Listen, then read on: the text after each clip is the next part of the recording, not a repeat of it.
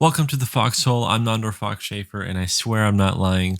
My words were actually published in a Marvel comic, and that Marvel comic is right next to me here, Captain America issue 10. This was during Rick Remender's Captain America run, so stay tuned to find out how this all happened.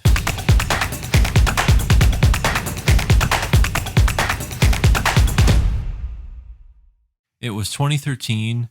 I was 16 years old, and Rick Remender's Captain America run was well underway. Now, you have to understand that Rick Remender took over after Ed Brubaker, and Ed Brubaker's run on Captain America lasted 8 years. This was the guy who created Winter Soldier, who killed Captain America, and this was also the guy who made me get comics on a monthly basis. Ed Brubaker's Captain America run made me a comics fan forever, made me want to keep getting comics and seeing what was happening with these characters on a monthly basis and to follow them. Coming off the heels of Ed Brubaker's run, basically the run that redefined Captain America for the modern audience and really ushered him in to the forefront and made him my favorite Marvel character. You can imagine the expectations and the impending disappointment I was about to feel, or thought I was about to feel, with Rick Remender coming on the book. And I hadn't read a Rick Remender book, I don't believe, before his Captain America. So I didn't really have a point of reference in going, oh yeah, this guy's going to be great on the title. Like I wasn't aware. I was ignorant of his writing. The thing about Ed Brubaker's run with Captain America is it was very espionage, thriller, high octane, secret agent kind of stuff. So Rick Remender comes on the book and he's like, we're going to take Captain America to an alternate dimension. Actually, we're going to make Captain America a sci-fi book.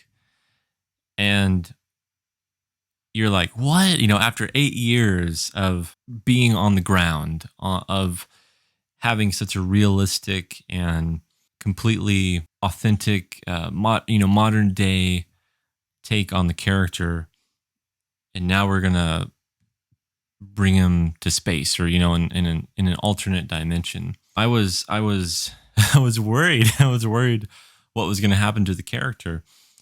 The thing is, and I'll be the first to admit this, I was so wrong. Rick Remender blew my mind with his take on Captain America. And so much so that I had to write them a letter. And I had to let them know how much I was loving this particular storyline. Captain America was fighting Arnim Zola in an alternate dimension, taken away from everyone he loved, and was also raising a son. And it sounds crazy, doesn't it? But it's so well written. It's so good. And so, yeah, I had to write them a letter. And issue 10 of Captain America by Rick Remender was the conclusion to this first arc of his. It's a beautiful issue. It was such a great finale. I finished it.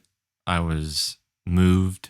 I was in awe of this finale. And then I flipped to the letters page, and I'm looking through the letters, and I'm just like, hopefully they printed mine, maybe. And they did. And so here is my letter in Captain America, right here, Nandor Schaefer. And I want to read it, and I want to kind of reminisce here and look back and see what I said. Because, I was 16 years old, and this was a big deal for me. And it's so cool to be a part of this. And that's what it felt like when this happened. And not only had I finished such a great comic, but my name was actually in this comic. And as a 16-year-old, as someone who loved comics for so long, and to get recognized in this way was just really great. And so, yeah, let's read it here.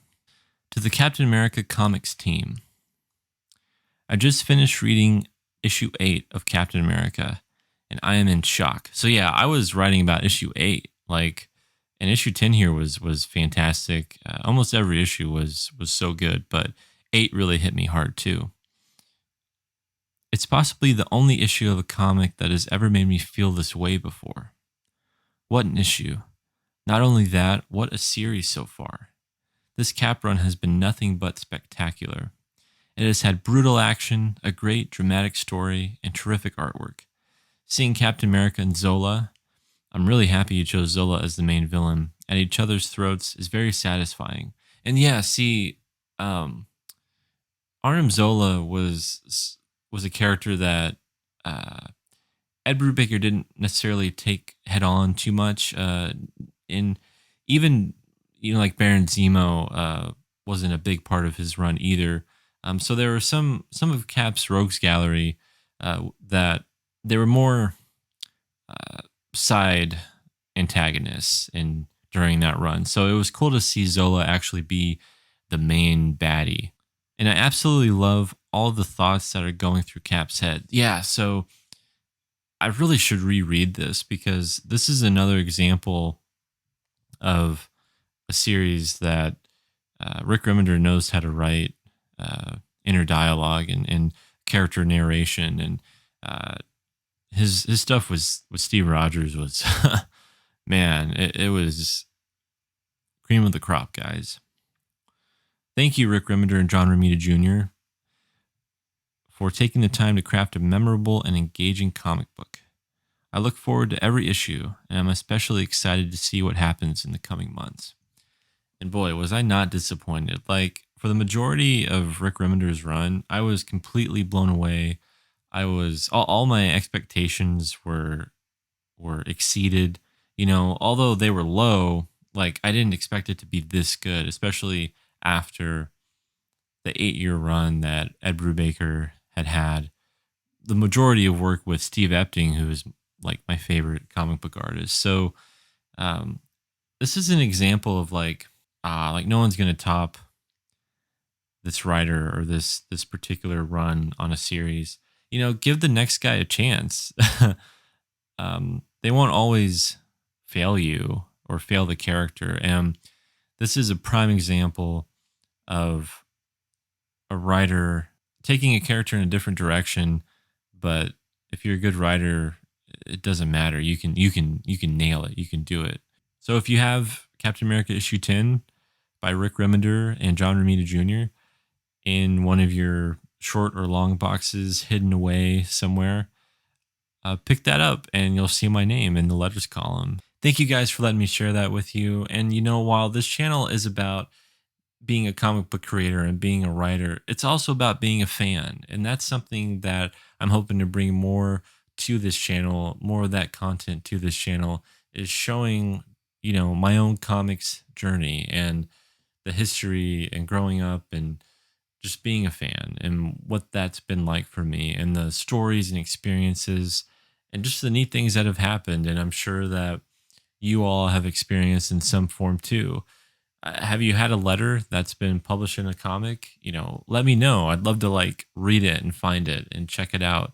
Are there other things about being a comic book fan that you really enjoy and that you've had really great experiences with? I'd love to hear about them. Please comment below and tell me how you enjoyed this video.